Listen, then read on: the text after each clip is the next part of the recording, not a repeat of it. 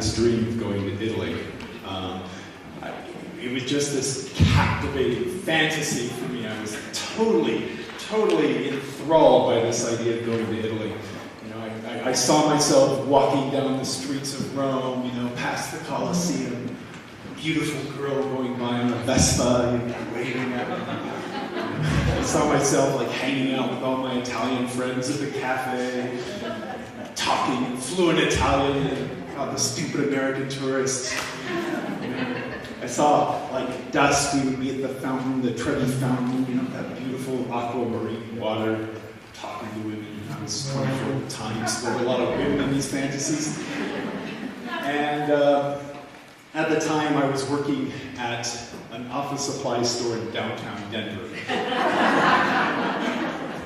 Or as I think of it, the polar opposite of a romantic Italian vacation. There was fluorescent lights, and I wore polyester pants, and aluminum fixtures, and selling Pendaflex hanging folders. It was awful.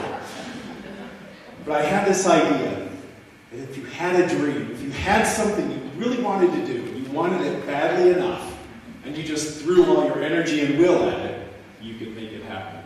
So I was going to make Italy happen. I immediately started saving money, which at the time I made $5 an hour, so it was no easy task. Just scraping together money slowly. I also bought a book on Italian. It was called Italian for Beginners. And I would walk around the store all day long just reading this book and practicing Italian, trying to learn Italian. And one day my boss came up to me and he said, "No, you can't do that." He said, "I don't want to see you walking around with a book in your hand. I want to see you with a clipboard in your hand doing work." Great. Took the book over to the Xerox machine. I had the entire book on a clipboard and carried the clipboard for months. Come si può fare? Again and again and again. And finally, it actually came about that after a year of this, I scraped up enough money to make this happen. Right? I landed in Italy. I went downtown. I got to a pension, a little bed and breakfast. Threw my pack in there, more like a youth hostel actually. Threw my pack there, and started and walked out on the streets of Italy. What do you think happened? First, I got lost, first of all. But, first of all, I couldn't understand a single word of what anyone was saying. It was just complete gibberish. I didn't understand anything that was going on. Because, of course, I just learned from a book, so people weren't writing.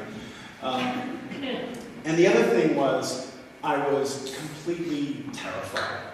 I was unable to walk up and talk to anybody. And that was an important part of my fantasy, right? To make all this come true. I had to make friends and get to Italy and Italian society. And I couldn't do it. And I tried, and I thought, I'll give myself 10 minutes. Within the next 10 minutes, just say one giorno to somebody. Right? Look at my watch, okay, 10 minutes starting now. 10 minutes to go by.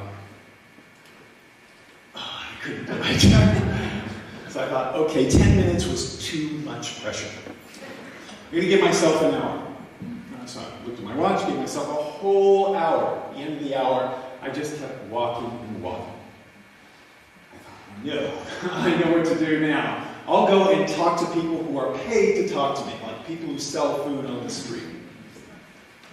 Walked up, I was getting kind of hungry by then anyway. Walked up to a pizza vendor, got in line, it was my turn. I looked at him, pointed to the pizza. Ate my pizza, walked away. This continued all day long. And as the day went on, I felt worse and worse about myself. What am I doing here? This is something I worked for a year. My dream, this wonderful thing that I'd worked for so hard, and I'm completely incapable of making it happen, even though I'm here now. Even though I should be able to make it happen. I just felt worse all day, all evening, late into the night. Finally went back home to my youth hostel. So we all have dreams like that.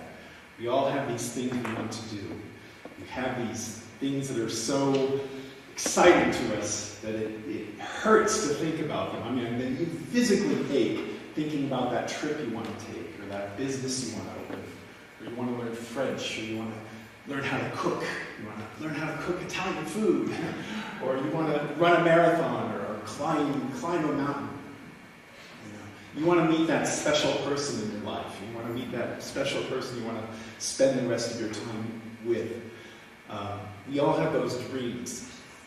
But sometimes, when the opportunity is presented to us, at that moment, when the opportunity is right there in front of us, like it was for me in Italy, we are incapable. We bungle it somehow. We walk away, we're too afraid, we're too nervous, we make a mistake, or we don't even try. Somehow we blow it. And we walk away thinking, I'm an awful person. What we lack is a skill called improvisation.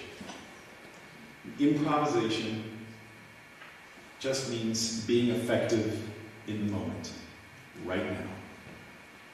You think about this moment. If your life were a book that you were writing, then this moment is the pen touching the paper right now. This is it. And everything you do in this moment determines whether that whole story is going to be a happy story or a frustrating story, what kind of a story it's going to be.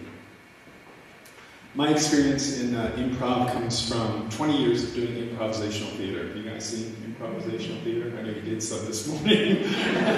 You've all probably seen it, but if you haven't been to a live improv performance, improv is simply like any other theater, except it's done without scripts, books, plans, rehearsals. We have improv rehearsals, but they're not quite the same. We prepare to perform on our feet. So in a typical improv performance, you would get up here, like, I'm not going to call anyone up, so just relax. I know you've had enough trauma from our session this afternoon, so I'm going to let you relax a bit. But if I were to pick on someone, I could make you come up here, and you and I would just start a scene on the spot. So typically, we get up on stage, we start a scene with 150 people. They've worked hard all week. They've paid their hard-earned money, spent all this money on tickets, so there's a lot of pressure on us to be entertaining. And when we get up on stage, we literally have not a single clue or idea what we're going to do. We have no idea how we're going to start.